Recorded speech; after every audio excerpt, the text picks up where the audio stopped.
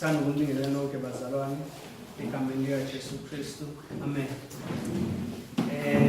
Bengithi kinqeke njengoba bethi amahubo bengitshela izothi 119 khona izodonsa kancane. Amen. Hleli ke kusabeka bazalwane ukuma phambi kwenu. Kakhulu ke manje kade sifunda nge-expository preaching. Amen. Ukuchaza ukuthi iscripture sichaza kanjani. Kodwa ke umgogo wayicacisa ukuthi asizanga la uzocheck ukuthi ikhona into ethile noma ayikho. Amen. Yes. Ngaphambi ukuthi siqale nginombuzo nje engifisa ukuthi ngimbuze wona. Bese mvalo if unento ongabhala kuyona ubhale phansi answer yakho lo yebo noma uthi cha. Ngeke emva kwesemoni bese uyibheka leyo answer leyo yalombuzo engizobuza kuwe. Umbuzo engifuna ukubuza wona ukuthi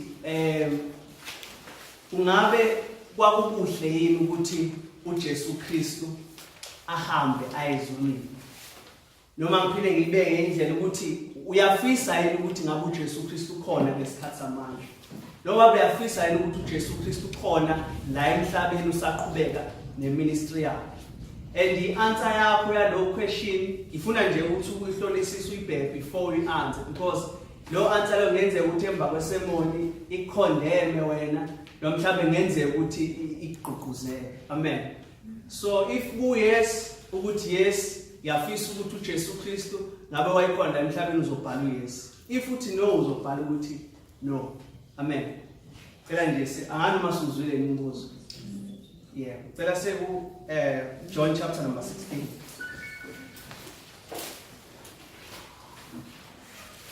John chapter number 16.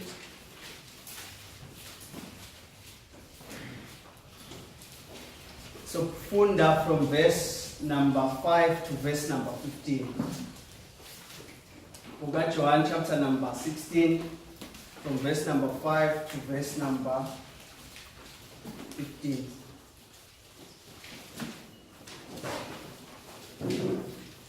Ufunda manje ngiyamuka ongithumileyo, akakho kinina ongibuza ukuthi uyangaphi na. Kepha ngokuba ngikhulume lokho kini inhliziyo yenu igcwele usizi. Kodwa mina nginitshela iqiniso lokuthi kunilungele ukuba ngimuke, ngokuba uma ngingamuki umduduzi kayikuza kini. Kepha uma ngimuka ngiyakumthumela kini. Lapho esefikile yena uyakuqondisa izwe ngesono nangokulunga nangokwahlulela. Ngesono ngokuba bengakholwa yimi, ngokulunga ngokuba ngiya kuBaba ningabe nisangibona, ngokwahlulela ngoba umbuso walelizwe wahlulelwe. Ngisenokuningi ukumtshela kodwa ningekuthwale manje. Kepha nxa esefikile yena umoya weqiniso uza kuniholela kulo lonke iqiniso, ngokuba akayi kukhuluma ngokwakhe kodwa lokho akuzwayo uyakukhuluma. Anibikele okuzayo uyakunikhazimulisa, ngokuba uyakuthatha kwami anibikele khona. Konke uBaba anakho kungokwami, ngaloko ngithe uyakuthatha kokwami. Amen. Ngicela nje sibale namehlo sizukulela. Baba, egameni lenkosi yethu Jesu Kristu, uNkulunkulu wethu ongcwele, uNkulunkulu wethu ophakemeyo, siza kuwe Nkosi njengebandla. Baba wethu ongcwele, sidinga wena nini amandla onke ukusicacisela izwi lakho. Sidinga wena Nkosi yamakhosi ukuthi uvule inhliziyo zethu, uvule ingqondo zethu nini amandla onke ukuze sizoze ukuthi uthini. Baba wethu ongcwele, ngaphezulu kwawo konke siyathandaza ukuthi Nkosi uJesu ukufunda kwethu kungabi nini amandla onke ulwazi kuphela, kodwa usize nini amandla onke ukuthi sihambe so-apply lo uNkulunkulu wethu ongcwele osifundisa khona. Baba wethu namandla nangalesi sikhathi udumo lonke maluze kuwe, ungisize uNkulunkulu wethu ongcwele sazochaza izwi lakho. Konke lokhu sicela egameni lenkosi yethu Jesu Kristu. Amen.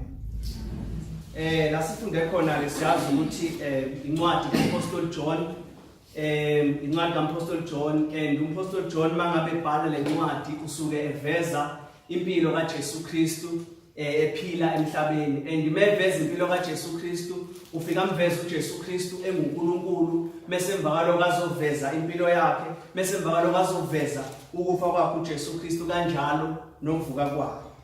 And last sifunde khona chapter number 6 kahle kahle indaba iqala lapha chapter number 13, iqala chapter number 13 iyophela ku chapter number 17.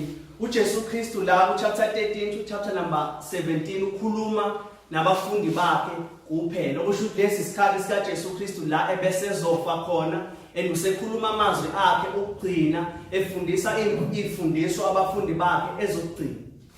And ku chapter number 13 verse number 30 ila khamba khona uJudas Iscariot. Okusho ukuthi ku chapter number 13 uqala ku verse 31 to verse kuya chapter number 17 uJudas Iscariot akasekho.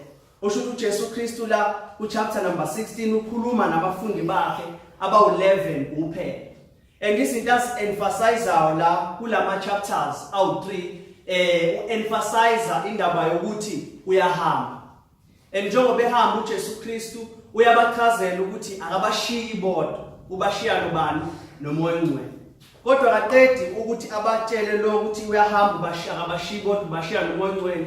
Kunenye into aloke batshelayo ukuthi you will be persecuted njengoba kuzokwenza njani ngizohamba noma nizohlushwa njengoba ngizohamba. Now ku verse number 1 to verse number 4 la ngingafundanga khona uJesu Kristu uqala abatshela impilo abazoyi experience njengoba esezohamba, because ku chapter number 15 i last verse uyabathuma ukuthi bazohamba bazovangela noma bayambushumela noJesu Kristu. Since uJesu Kristu kade eshumayela iministry yakhe sizophela abapostoli bone sebezoqhubeka nani nevangeli. Now ku verse number 1 to verse number 4 uyabachazela ukuthi nayi into enizobhekana nayo njengoba nizoyoshumayela ivangeli. And ku verse number 1 uyabatshela ukuthi into abazobhekana nayo inzondo yezwe. Okusho nje abezohamba beyopreach ivangeli behamba uyoshumayela uJesu Kristu bazozondwa yizwe. And la uJesu Kristu into ebesimqondweni wakhe amaJuda, since abapostoli bebeyingxenye yamaJuda and njengoba bezohamba beyoshumayela uJesu Kristu bazobekhuluma ngento ephambene nani nesifundiso samaJuda. So into yokuqala ukuthi bazokwenza njani? Bazozondwa yizwe. And sikuthola kanjani lo? Lapha verse number 1 ku chapter number 16 uthi lokho ngikukhulume kimi. Enumbuze sibuzayo ukuthi yini le uJesu Kristu aqala ngayo lathi lokho ngikukhulume kimi. Kulama verse angemuva chapter number 15 uyasivezela ukuthi into ayikhulume kuyona yini inzondo yezwe. Sithi uJesu Kristu abakhiphile ezweni and bona sebezohamba bayoshumayela ezweni and izwe lizobazonda ngenxa yentshumayelo abazoyishumayela. Number 2 uthi into abazobhekana nayo ukuxoshwa emasinagogini. Okusho ukuthi abezohamba beyoshumayela amaJuda azobaxosha kumasinagoge. And lokho kwakuyinto yabaleka kakhulu kumaJuda because mangabe ukhonza namaJuda kwakhona ama benefit owathola mangabe ukhonza emasinagogeni and wawuvikeleka kumthetho wamaRoma ukuthi ungakhonza uNkulunkulu wakho because amaRoma ayizikhonzelo wawo bani? uNkulunkulu. So mangabe bekhishwa kumasinagoge kuchaza ukuthi kumele ba-obey manje umthetho wamaRoma. And since beyamakholwa bengeke bazi bakwazi uku-obey umthetho wamaRoma, lokho chaza ukuthi nawo bazopersecutwa bepersecutwa yini? AmaRoma, because abasekho under i-protection yami yamaJuda njengoba bezokhishwa kwini? Kumasinagoge. Lokho sikuthola lapha verse number 2 ethi bayakumkhipha kumasinagoge. But aphinda aqhubeka verse wesithathu uJesu athi lokhu bayakufeyisa njengoba beyoshumayela ivangeli. Uthi bazokwenza njani? Bazobulawa. Uthi siyeza isikhathi sokuba lowo onibulalayo uyakuthi ukhonza uNkulunkulu. Okusho ukuthi amaJuda into azoyenza azobazonda, number 2 azobakhipha emasinagogeni, then okwesithathu bazobulawa nokubulawa. And siyazi mangabe sifunda history ukuthi abapostoli bonke bakaJesu Kristu they were crucified noma babulawa bonke, azange bafe nge-natural death but bebulawa yini? AmaJuda. Amen. But now verse number 3 useyaveza ukuthi kungani bezofacea noma bezobhekana nalempilo ebuhlungu kangaka, bezobhekana nalempilo yokuthi bahlukunyezwe ngalendlela. Uthi lokhu ke bayakwenza ngokuba bengamazanga ubaba. Okusho ukuthi bona bazoyitshela ukuthi ba-protecta uNkulunkulu, bazoyitshela ukuthi ba-defend uNkulunkulu ngokuthi bababulale, kanti bakwenza lokho ngenxa yokuthi abamazi uNkulunkulu. Ingakho uMpostoli Paul mangabe ufunda incwadi yamaRoma uthi uyabadabukela amaJuda ngoba banokushisekela uNkulunkulu kodwa bamshisekela ngokuthi bangaqondi. Amen. So abanako ukuqonda uNkulunkulu but banentshisekelo. Lento ifana noAza lapha ene-motive e-right yokuthi a-protecte noma avikele i-ark kaNkulunkulu ukuthi ingawi. Kodwa ngenxa yokuthi uNkulunkulu wayikhomandile ukuthi i-ark kaNkulunkulu mayingathintwa, wayithinta uAza then wafa. So nabo babezama ukuprotecta ilokhuzana uNkulunkulu but babekwenza lokho ngaphandle kwenze njani kokuqonda. Then usiyabachazela ke ukuthi indaba ebatshela lento epainful kangaka, indaba ebatshela impilo yabo ebuhlungu kangaka. Ku verse number 1 uthi lo ngikhulume kini ukuba ningakhubeki. Igama uJesu Kristu alisebenzisa lana ukukhubeka kungenzeka lingasho lelishiwo isiZulu, kodwa kwiGreek igama elichaza ukuthi ukwenzeka kwento ungayilindele. Okusho ukuthi ubuphile emhlabeni, uphila kahle, then emva lokwenzeke into ongayilindele. So ingane batshela ukuthi bazopersecutwa, bazohlukunyezwa. Ufuna ukuthi mase sifika lesa sikhathi banganjani bangathuswa ilento ezokwenzeka kubona, so that bezokwazi ukuba prepared for ama persecution. Amen. So ingake batshela yonke lento. Then verse number 4 aphinda achaza ukuthi kungani, uthi ukuze bakhumbule uma leso sikhathi sesinjani sesifikile. So yona impilo le abapostoli bakaJesu Kristu abazoyifacea, yona impilo le abazoyiphila, impilo yokuzondwa, impilo yokukhishwa emasinagogeni, impilo yokwenzenjani yokubulawa. Kahle kahle lona ivangeli lelo kwenzenjani labazalwane, lona ivangeli labantu abaphilayo. Because ngenxa yokukhonza uJesu Kristu noma ngenxa yokukholwa uJesu Kristu izwe lizokuzonda. Noma ngenxa yokukhonza uJesu Kristu noma ngenxa yokukholwa uJesu Kristu ngenzeka uhlukane nabantu obathandayo noma uluze ama-benefit athile mhlawumbe wathola kwifamily yakho. And ngenxa yokuzonda ngenzeka ukuthi lapha phakathi kwethu ngenzeka kube khona abantu abazonjani abazobulawa ngenxa yani yegospel. Amen. Ngenxa yegospel.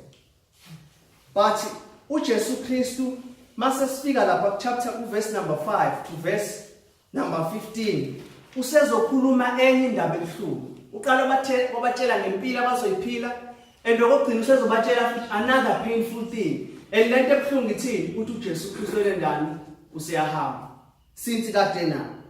And umbuzo engibuza wena eqaleni ukuthi kwakukuhle yini ukuthi uJesu Kristu ahambe emhlabeni? Was it good for Jesus Christ ukuthi ahambe emhlabeni?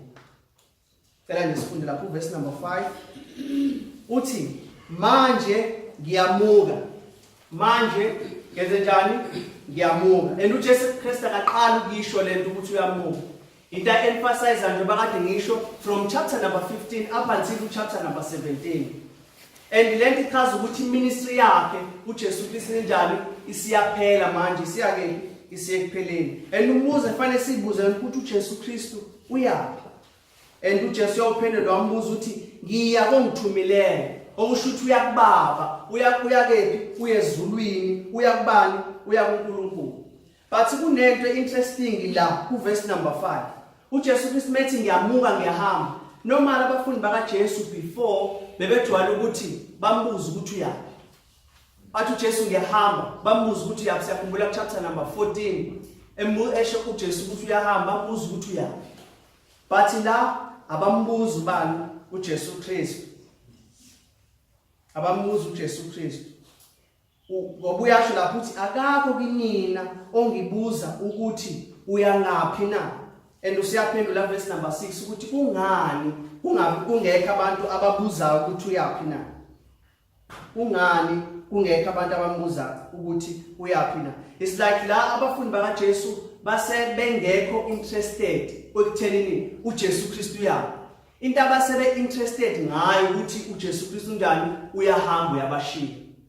Because iyona into ebuhlungu leyo ebuhlungu ubone empilweni zabo ukuthi uJesu Kristu ebenjani uyabashiya. qala batshela ukuthi bazofacea inhlungu, bazofacea ama persecution, bazobulawa, bazozondwa. Manje usethini? Sengiyahamba futhi ngenza njani? Ngiyanishiya. And uJesu kade nabo siyazi for 3 years. uJesu kade bafundisa, uJesu kade ba rebuke, uJesu kade ba comforta, ebakha, ebavikela for these 3 years abafundi babo. And abanye babo basebethemba ukuthi uJesu uzobeka umbuso kephi emhlabeni. But manje usethini? Uthi ngiyahamba. Uthi ngiyahamba. And manje ufunda uverse number 6 yathola ukuthi abafundi bakaJesu ngenxa lonto basebegcwele usizi enhlizweni zabo. Because uJesu kade benayo. And usethini manje? Ngiyahamba. Usethi ngenze njani? Ngiyahamba. That ayikho into ebuhlungu nje ukuthi uhambe umuntu obudepende kuyena, umuntu obumthanda, umuntu obekunikeza noma obeyiyona yonke into empilo yakho. Ufana nokushonelwa umuntu okade udepende kakhulu empilweni yakho. And abafundi bakaJesu besebe nesoro, sebenokudangala enhlizweni zabo. And umbuzo efanele sibuze wona ukuthi liyini ithemba labafundi bakaJesu uma kunje? Uma bezohlukunyezwa, uma uJesu Kristu ehamba, liyini ithemba labo emhlabeni? How are they going to survive emhlabeni? And lo mbuzo ozakuthini ukuthi if uJesu Kristu ehamba, thina sophila kanjani esikhona? So survive kanjani uJesu Kristu engekho? And uverse number 7 useyachaza ke lapho uthi nginitshela iqiniso. Okusho ukuthi uJesu Kristu usedonsa manje attention yabafundi bakhe ukuthi lento engizonitshela yona yiqiniso. Amen. Usho ukuthi emphasize lento azobatshela yona. Uthi kunilungele ukuthi ngimuke. Usho ukuthi it's for your own good, it's for your own advantage ukuthi mina Jesu Kristu ngenze njani ngihambe noma ngimuke. It's better for you ukuthi ngenze njani ngihambe ngimuke. And umbuzo uthi why Jesu Kristu usho kanjalo? Because labantu bazopersecutwa, and number 2 labantu bagcwele usizi. And siyayazi impilo yabafundi bakaJesu ukuthi bawabantu abanjani, kwabantu ababuthakathaka. And wathi uJesu Kristu mangabe esefikile uJudas Iscariot babaleka bonke, bamshiya yedwa uJesu Kristu. So yini yenza umehluko ongaka empilweni zabo? And useyaphendula lapha uverse number 7 uthi ngokuba umduduzi ayikuza kini. Uthi ngenxa ukuthi umduduzi ngeke eze kini. Usho ukuthi uJesu Kristu if engahambi ezulwini, umduduzi ngeke eze kephi kithini. And la ukhuluma ngobani? Ngomoya Oyingcwele. Nanga amandla ani evangeli noma nanga amandla egospel. Ukuthi uJesu Kristu wathi esefile, uJesu Kristu mase wasipha isipho esingaphezulu kwazo zonke izipho esiumoya Oyingcwele uNkulunkulu uqobo lwakhe. Because ekufeni kwakhe nasekuhambeni kwakhe sakwenza abani umoya Oyingcwele emhlabeni. It's like kwenzeka iswipe ukuthi uJesu ahambe bese emva lokubani umoya Oyingcwele ehlike eze emhlabeni. And uJesu akaqala ukubanikeza lesithembiso sokuza komduduzi. Chapter number 14 ngemuva uke wabatshela wathi kepha umduduzi umoya Oyingcwele uBaba uyakumthumela egameni lami, uyakunifundisa konke, anikhumbuze konke enginitshele kona. Then chapter number 15 verse number 26 asho the same thing. Athi nxa esefikile umduduzi engiyakumthumela kini evela kuBaba, umoya weqiniso ophuma kuBaba, uyena oyakufakaza ngami. Amen. And inegama la uJesu Kristu lama verse esiwafundile lokho eliphinda phinda. Uthini? Uthi umduduzi uyeza, umduduzi uyeza, umduduzi uyeza. And umoya Oyingcwele uJesu umbiza ngubani? Ngomduduzi. And leli gama lelisho umsizi noma umuntu obizelwe wena ukuze wenze njani azokusiza. Osho ukuthi uJesu Kristu uthi kuhle ukuthi ngihambe ngishiye mase umduduzi umuntu ozongisiza uyeza kephi emhlabeni. Umduduzi ozomsiza. And mangabe ufuna ukusummarize kahle kahle iministry kaJesu Kristu, kaMoya Oyingcwele emhlabeni ukuba yini umsizi wethu njengabazalwane. He is our helper. He is our helper. Osho uJesu Kristu akabashiyanga belonely, akabashiyanga bengenamsizi, akabashiyanga bengenamuntu, but ubashiye nomoya ongcwele ongumsizi wabo nomduduzi wabo njengoba bephila emhlabeni. Amen. But into ebuhlungu kakhulu ukuthi yena umduduzi lo noma yena umoya ongcwele usehlandalaze kakhulu emhlabeni. Yena umoya ongcwele lo noma yena umduduzi abantu abasamhloniphi umoya ongcwele. Noma yena umduduzi noma yena umoya ongcwele abazalwane abaningi noma abantu abaningi abasakubona ukubaluleka kwakhe empilweni zabo. Njengoba esho ukuthi he is a helper, umsizi wethu, but sometimes abasakubona ukuthi usizo kangakanani empilweni zabo noma empilweni zethu. Ingakho sekukhona endaweni eningi lapho abantu bethi umoya ongcwele uthe engazange akusho lokho. Because ayisekho respect noma kusekho ukuhlonishwa kwabantu kukamoya ongcwele. But at the same time akupheli kanjalo. Nabazalwane uqobo lwabo sebemneglectile umoya ongcwele. Sebeqala ukuhamba ngenyama bangahambi ngani ngomoya. Abanye bamcimile umoya ongcwele, abanye bamdumazile umoya ongcwele ngenxa yabo, ngenxa yesono. But umsizi wani, umsizi wethu, he is our helper.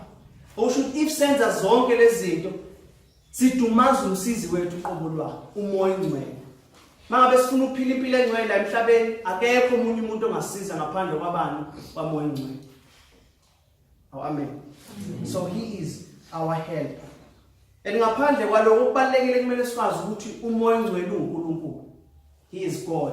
Okusho ukuthi iworship esinika uBaba, iworship esinika indodana kumele sinike bani umoya ongcwele. The same way sihlonipha ngaye uBaba, the same way sihlonipha ngaye indodana kumele sihloniphe nawo bani umoya ongcwele. The same way si obedient kuBaba, si obedient kwindodana kumele sibe obedient nakubani namoya ongcwele because naye ubani uNkulunkulu. Ngicela nje siye lapha verse number 15. Guess to keep it Trinity lapha verse number 15. Uthi konke uBaba uGod the Father anakho kungokwami and Lord kungokwami uJesu Kristu. Mesathi ngaloko ke ngithi uyakuthatha kokwami, ubalo uyakuthatha kokwami umoya ongcwele. Kokwami anibikele and la umoya ongcwele ubekwe noma ubekwe nesilinganiso sikababa indodana umoya ongcwele kusho ukuthi naye uNkulunkulu uqobo lwakhe. Amen. Naye deserve iworship efanele. But uyini umsebenzi kamoya ongcwele? uJesu Kristu afundisayo la ku chapter number 16. So uhlukanisa nje kathathu. Amen.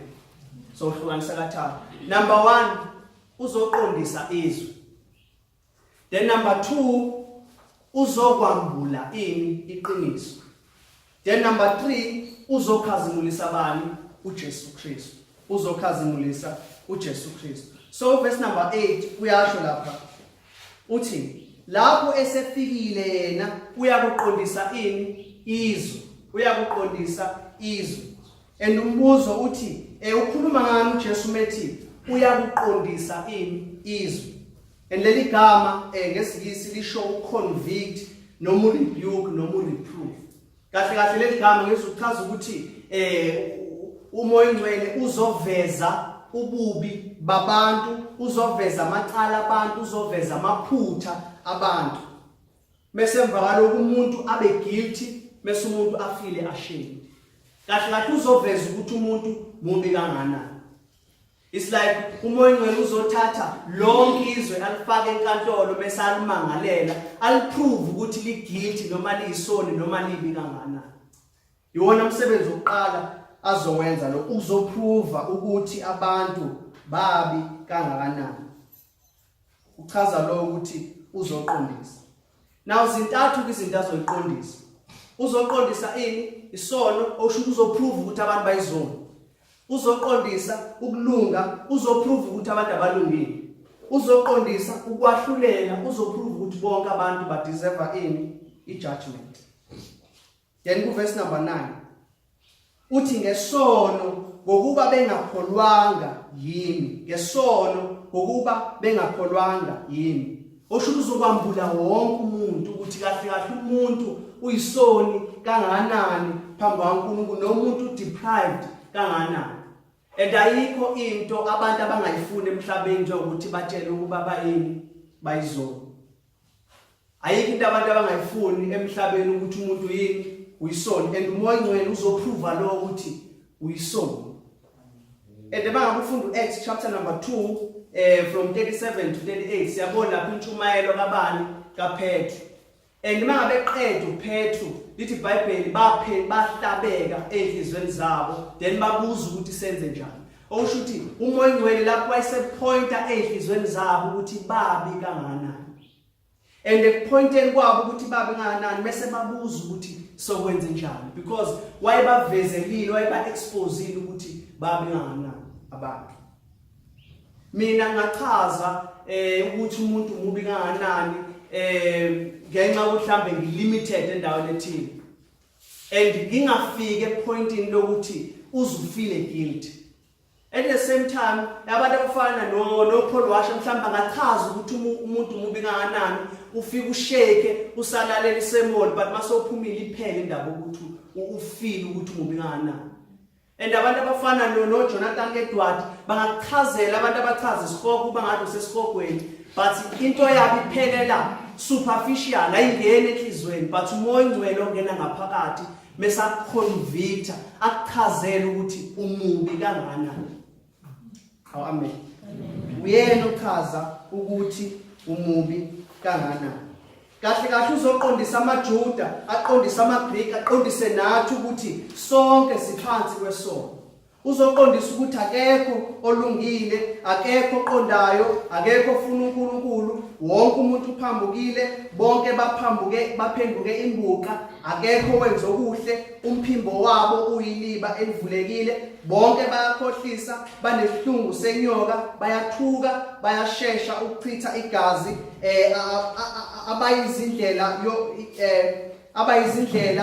abayazi indlela yokuthula, ukwesaba uNkulunkulu abukho kubo. Iyona into azoyivezela enhlizweni zabantu le ukuthi abantu bayizonana. And umuntu indlela amubi ngayo mangase uthatha uthulile, indlela amubi ngayo akekho ngisho deprived, umuntu totally deprived ukuthi uthi yonke into yakhe umuntu imlimele noma ingcolile. And indlela amubi ngayo umuntu akakwazi even nokukhetha uNkulunkulu, kwakumele kuze kube uNkulunkulu okhethayo. And indlela umuntu amubi ngayo akakwazi ngisho nokukhokhela icala azaliqede, kumele kube uJesu Kristu ozokhokha icala azaliqede. And indlela umuntu amubi ngayo akakwazi ngisho nokuza kuNkulunkulu noma esebizwa uNkulunkulu ofana angena amdonse umuntu. And indlela umuntu amubi ngayo akakwazi ngisho nokuzipreserve, afana preserve ubani uNkulunkulu ngoba mubi umuntu. Amen. And uMongcwele uzowenza njani? Uzodisplay lo. But lento ichaza ukuthini kuthini? Ichaza ukuthi sidinga abantu abazokwenza njani? Who will preach about sin. Noma bazokhuluma ngani ngesono. Sidinga abantu abazokhuluma ngani ngesono. Because umoya ongcwele akazoqondisa ukuthi umuntu unepoverty noma uyagula noma unjani, but uzoqondisa ukuthi umuntu uyisoni mesangani asindiswe ezonweni zabo. Amen. Then number 2, uzoqondisa izwe mayelana nokulunga. Uzolivezela izwe ukuthi anilungile because izwe lithini silungile. And umoya ongcwele uzoprove ukuthi cha kahle kahle akekho umuntu onjani olungile phambi kwaNkulunkulu. And abantu baze bathi balungile ngenxa ukuthi abantu bazibekele zabo izitandard zokulunga. Ingaka abantu sebethini bethi ngaphandle kaJesu Kristu ikhona enye indlela yokwezulwini, because bazakhele zabo izitandard zani zokulunga. Kanti uJesu uNkulunkulu nawo unesakhe standard, and akekho umuntu okwazi ukusimitha. And umoya ongcwele uzosho ukuthi akekho umuntu olungile kunaloko uzothi ukulunga kwenu kufana nani nedwedwe ebolile phambi kwaNkulunkulu. Uzoprova lonto ukuthi akekho umuntu olungile phambi kwabani kwaNkulunkulu noma ungalungisiswa uNkulunkulu. Kunye ukulungisiswa okwamukelekile kuNkulunkulu, ukulungisiswa kabani noma ukulunga kabani kukaJesu Kristu, ukulunga kukaJesu Kristu. Then number 3, umoya ongcwele uzoqondisa izwe noma uzoprova izwe ukuthi li deserve judgment noma li deserve ukuya kephi ukuya esihogweni. Mangabe ufunda lapha uverse number 11 uthi ngokwahlulela ngokuba umbusi walelizwe kwahlulela. Osho uzoprove ukuthi abantu bonke emhlabeni ba deserve ukuyaphi ukuya esihogweni. Bonke ba deserve i-judgment because bayizoni and akekho umuntu olungile phakathi kwabo. And since no Satan uqobo lwakhe naye seprove ukuthi uyisoni uyami i-judgment, then wonke umuntu oyindodana kaSathane njengoba ethi uJesu Kristu ukuthi bonke abantu bamadodana kaSathane, umuntu oyindodana kaSathane uya kephi? Uya ekwahluleleni. Since now uSathane esenjani? Esahlulele. And lento ichaza ukuthini? Ichaza ukuthi sidinga abashumayeli abazoshumayela ngani? Esihogo. We need hell preachers. Amen. Asibone ufakazi bakaJehova. Osihogo kaSipho. Amen. Isihogo sikhona and wonke umuntu ongakholwa uJesu Kristu udeserve isihogo. So umoya ongcwele uzoqondisa izwe ngalezi zinto ezo3. Uzoqondisa izwe ngalezi zinto ezintathu. Then umsebenzi wesibili ukuzokwambula iqiniso. Is here to reveal the truth.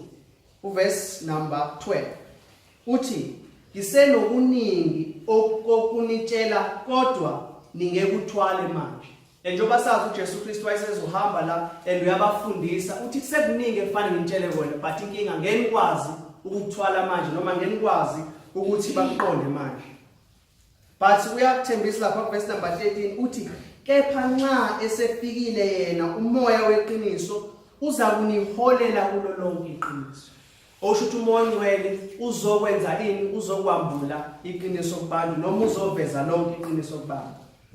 And leli verse noma lama verse la fanele siwathathe specifically for abafundi bakaJesu because ukwambula kweqiniso kwakwambulwa kubafundi bakaJesu kuphela. Elokuqala elizwe likaNkulunkulu. So uzokwenza njani? Uzofundisa abafundi bakaJesu ngeqiniso since yena uJesu ezohamba uyena ozobachazela lonke iqiniso. Lonke iqiniso. Lokho siyabuzwa lapha chapter number 14 verse 26. Uthi kepha umduduzi umoya ongcwele uBaba ayakumthumela egameni lami uyakunifundisa konke anikhumbuze konke enginitshele kona. Amen. And ukonke usho ukonke. Usho ukonke. And siyakubona lo kwenzeka uJesu Kristu esehambile umoya ongcwele eba indwelile sebelokhuza sebebhala iBhayibheli noma sebebhala izwi likaNkulunkulu because bona babe inspired noma babeholwa umoya kaNkulunkulu.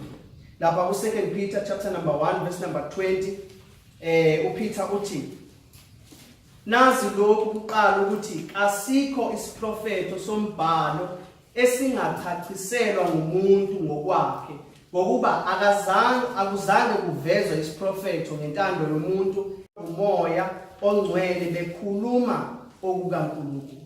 Okusho ukuthi abapostoli bakaJesu babeqhutshwa umoya ongcwele kaNkulunkulu bebhala izwi kaNkulunkulu lelesinalo noma bekhuluma izwi kaNkulunkulu lelesinalo. Njengoba bese ngishilo ukuthi all means all. Okusho ukuthi lonke iqiniso uNkulunkulu abefuna ukuthi silazi njengabazalwane walambula kubafundi bakaJesu and balibhala abafundi bakaJesu la kule ncwadi noma eBhayibhelini 66 books.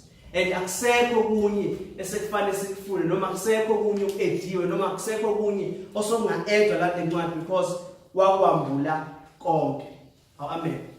And nazo zonke izipho uJesu Kristu wayephe abafundi bakhe ezazo-afema noma zizoqinisa leli qiniso ababekhuluma ngalo zazidingeka ngalesikhathi and manje asadingeki since sekwagcwala noma sezaqedwa zonke iprofeto lezi uJesu Kristu owayekhuluma ngazo. So umoya ongcwele wayezobasiza ukuthi bakwazi establish ibandla, bakwazi ukukhuluma ukuveza iqiniso and bakwazi ukusibhalela nale Bible. But akupheli lapho since abafundi bakaJesu sebengasekho kithina umoya ongcwele usechaza lona iBhayibheli.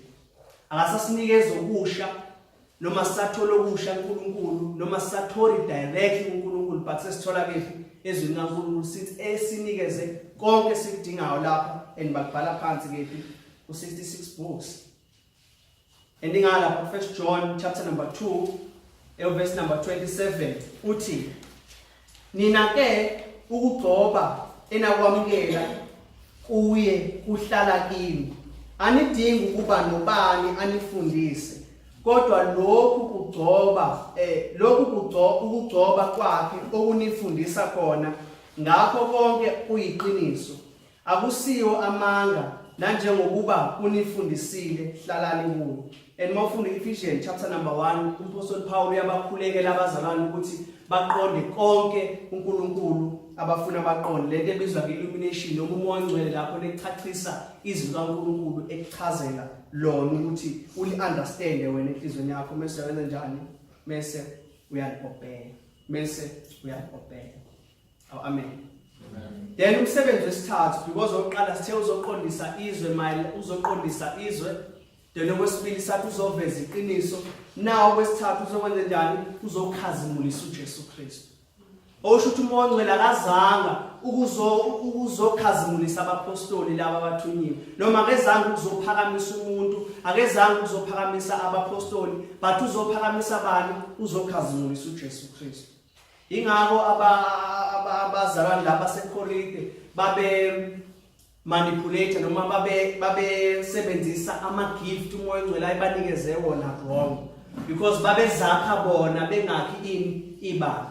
Ngomoya ongcwele akazelanga ukuthi sizozakha thina noma ukuthi kuzoglorify noma kuphakame thina but ukuthi kuzophakamiswa bani uJesu Kristu.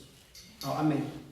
Uzele ukuzophakamisa uJesu Kristu. Ingakho neBhayibheli mosuka Genesis because libhalwa umoya ongcwele uziyofika kuRevelation ayikho into ayenza umoya ongcwele kanjani uphakamisa uJesu Kristu kuphela because naye Old Testament le ipointa kubani uJesu Kristu ukuthi uyena umuntu onjani ophakeme noma ofanele inkazimulo. Ingakho noMpostoli Paul lapha kuRoman chapter number 11 verse number 36 uthi ngokuba konke kuvela kuye osho ukuthi uJesu Kristu isource yayo yonke into ekhona. Mesathi kukhona ngaye osho ukuthi uJesu Kristu zonke lento ezikhona zenziwa ubani uyena noma uyena wayemeans ukuthi kube khona zonke lezi zinto. Mesathi kuya ngaye osho ukuthi uJesu Kristu uyena igoal yayo yonke into osho ukuthi yonke iglory yayo yonke into ekhona iyakubani kuJesu Kristu. Mesathi makube kuye inkazimulo kuze kube phakade. Amen. So uyena umsebenzi kaMoya ongcwele ukuthi azophakamisa bani uJesu Kristu. Mangabe nje sokwenza kancane illustration la verse number 8 to verse number 15. Illustration ingathi ngokuphakamiswa kaJesu Kristu into azoyenza la umoya ongcwele uzothatha uJesu Kristu ambeke kwesinye isikalo ngapha mayelana ngoba verse number 8 la sikhuluma ukuthi uzoqondisa izwe mayelana nesono uzobeka uJesu Kristu mayelana nesono ngapha abeke bonke abantu emhlabeni mayelana nesono ngapha bese kuthi kubantu bonke emhlabeni bese lithi iBhayibheli bonke abantu bayizoni mangabe ufuna uRoman chapter number 3 verse 23 but mase kufika kuJesu Kristu bese kuthi uJesu Kristu ungukulunga kabani kaNkulunkulu bese aphakanyiswe ubani uJesu Kristu. And mayelana nani mayelana nokwahlulela noma mayelana nokulunga uzobeka bonke abantu ngapha abeke uJesu Kristu ngapha and mangabe kuzobona bonke abantu kuthiwa akekho umuntu olungile kubantu kodwa uJesu Kristu onjani olungile bese aphakanyisa uJesu Kristu. And mayelana nokwahlulela uJesu Kristu uzobeka ngapha abantu babe ngapha and uJesu yena uzokwahlulela abantu and bonke abantu bazokwahlulela ubani uJesu Kristu abakholwayo nabangakholwa bazokwahlulela uJesu Kristu. Yona yonke into uJesu Kristu unjani uyaphakanyiswa. Yona yonke into uJesu Kristu unjani uyaphakanyiswa. Amen. Uyaphakanyiswa. And ichaza ukuthini lento empilweni zeni since umoya ongcwele eze ukuzokhazimulisa uJesu Kristu. Lento ichaza ukuthi even nasempilweni zethu kumele sizenze njani sikhazimulisa uJesu Kristu. Ebabandleni sibone kumele kukhazimulisa uJesu Kristu. Emakhaya kumele kukhazimulisa uJesu Kristu. Emisebenzini kumele sikhazimulisa uJesu. Emishadweni yethu kumele sikhazimulisa uJesu. nabangashadile kumele bakhazimulise bani amen konke kumele kwenzele bani kwenzelwe iglory kaJesu Kristu. Now in conclusion, since kade ngishilo ukuthi liyini ithemba lomuntu noma uJesu kwakumele yini ahambe ayizulwini. Now if uJesu Kristu akahambanga, kumele sazi ukuthi uJesu Kristu wayezoba sendaweni eyodwa ngesikhathi esisodwa. Osho ukuthi kuzoba khona abantu endaweni ethile uJesu Kristu abangamani mangazi bambona. Osho ukuthi lento le ino selfishness phakathi because sohleli simfunela kuthina engekho mhlambe Eastern Cape. Amen. And mangabe kunjalo uJesu Kristu noma umoya ongcwele engafikanga liyini ithemba lomuntu ofuna ukuvangela noma ofuna ukushumayela ngoJesu Kristu enokusaba enokuthuthumela engenamazwi engenayo language eningi noma engenalo ulwazi oluningi ngoNkulunkulu umoya ongcwele. Because uzokhuluma igospel noma uzokhuluma ivangeli clear njalo umoya ongcwele uzokhuluma enhlizweni zabantu. Elini ithemba lomuntu ofuna ukulokhuza ukuphila impilo engcwele emhlabeni akekho umunye ubani umoya ongcwele. Lini ithemba lomuntu odlula kuma persecution abazalwane sebengekho abazalwane sebesendlini sekuphelile ukukhonza ndawonye umuntu esesele yedwa esehlukunyezwa umndeni ubani comforter yakhe umoya ongcwele. Amen. Umoya ongcwele uJesu umoya ongcwele uyena umsizi wethu uyena umsizi wethu uyena osinikeza ini ukuba siqonde izwi likaNkulunkulu. But at the same time nathi we have our own responsibility. Sineyethu responsibility. iBhayibheli isikhomanda ukuthi masihambe ngomoya. iBhayibheli isikhomanda ukuthi masigcwaliswe ngomoya. And yonke lento ikhuluma ngani? Ikhuluma ngokucontrolwa umoya ongcwele noma ukuhamba njengalokho umoya ongcwele efuna. Because if singahambi ngendlela umoya ongcwele afuna ngayo chaza ukuthi somgrieve umoya ongcwele because nayo ipersonally noma una ukuzwela ukuthi wenzile isono noma wenzile into ethile mesabe grieved ngenxa yesono osenzile. Ngenxa yesono senzile. Sikaze siphumane ezini laNkulunkulu ukuthi masicele ibaptism, masikaze sikhomanda ukuthi sicele indwelling, but still sikhomanda ukuthi masihambe ngomoya, masigcwaliswe ngomoya, masihambe ngomoya, masigcwaliswe ngani ngomoya. And kunento ebaleka kakhulu ekumele siyenze ukuthi kumele sidevote kwi-prayer. Kumele sidevote kwi-prayer. Kumele sidevote kwi-prayer because kahle before Jesu Kristu ahamba uyabayala abafundi bakhe ukuthi kumele njani kumele bakhuleke. And manje ubheka incwadi yama-Acts yonke ubheka incwadi yama-Acts abafundi bakaJesu they were committed in prayer. They were committed kwi-prayer. Amen. And okwesibili kumele sibe committed ekwenze njani ekustudisheni izwi kaNkulunkulu because umoya ongcwele ikona lokhu akubhalile and ikona lokhu afuna ukuthi sikwenze njani sikwazi and ikona okukhazimulisa abani uJesu Kristu. Ikona okukhazimulisa uJesu Kristu. And okugcina kumele sidile nani nayo yonke into eyisono empilweni zethu so that ngeke simgrieve bani umoya ongcwele noma singeke siye simcime noma ngeke siye simphathe kabi ubani umoya ongcwele.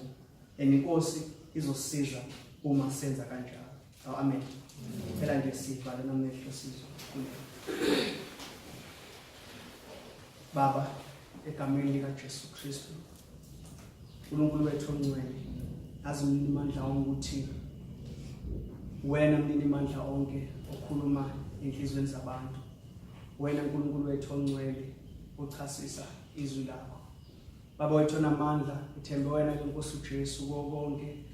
And siyakhuleka mnini amandla onke ukuthi usize si-appreciate umsebenzi kaMoya ongcwele empilweni zethu. And siyakhuleka mnini amandla onke ukuthi usize ngasonke isikhathi ukuthi sidevote kuma-prayer, sidevote ekufundeni izwi lakho, kanjalo silwe nako konke okuyisono empilweni zethu. uNkulunkulu wethu onamandla siyathandaza mnini amandla onke usize ngasonke isikhathi sirely kuwe Moya ongcwele because wena umsizi wethu la emhlabeni. And siyakhuleka ukuthi igama likaJesu Kristu likhazimuliswe ngaso sonke isikhathi. May your name be glorified. Amen.